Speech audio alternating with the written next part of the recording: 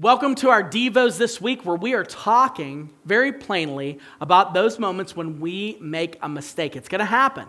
We are going to make a mistake. We're going to have something that we do to hurt somebody else. It might be our spouses, it might be our children, it might be our coworkers, our families, our friends. It could be any of those categories where human beings, we're interacting with people in a way that often is going to lead us to act in our flesh. What do we do when we goof? What do we do? Well, I'll give you something to not do, and that is go and take that situation to other people before you take it back to them. I've been guilty of this. You've been guilty of this. We all have a tendency when we're in a disagreement, instead of going directly to that person to try to reconcile it, we go to somebody else to try to get a sympathetic ear. And you might call this gossiping. Which it could be gossiping. It could be you getting advice about it. It could be a number of things. But either way, it's not profitable. It's not helpful. Especially if you're talking to other people in a way that you're just trying to get some sort of a person to give you kind of a green light for your own bad behavior. So I'm going to tell you today, keep it to the parties involved.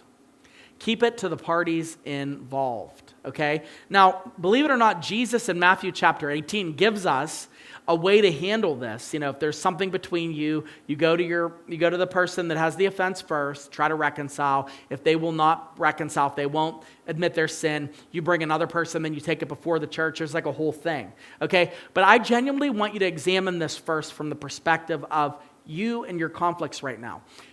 Keep it to the people involved. So many times do Christians have disagreements and problems. It gets blown up, and then other people who don't even believe what you believe. They don't even believe what you believe about Jesus or forgiveness or about how we all sin.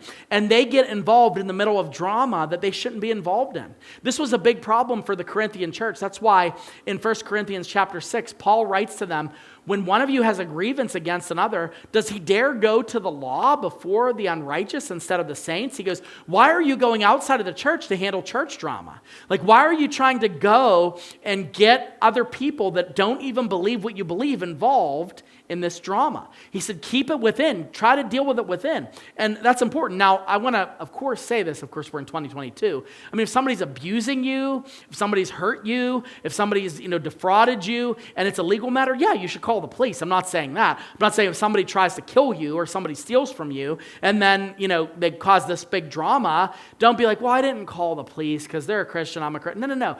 You have to deal with it if it's an illegal situation. But at the same time, a lot of the situations that we broadcast to other people, they don't need to be broadcasted. It's not suitable for TV, bro. You just got to kind of deal with it in a way where you're trying to honor God with that conflict. I can't tell you how to get to the bottom of each situation, but what I can tell you is reconciliation and restoration, even if it means that the relationship doesn't go back to the same way it was, that's what God's priority is.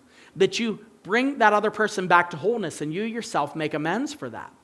Do that and see how when you make a mistake, it changes and transforms your conflict into something that will honor God.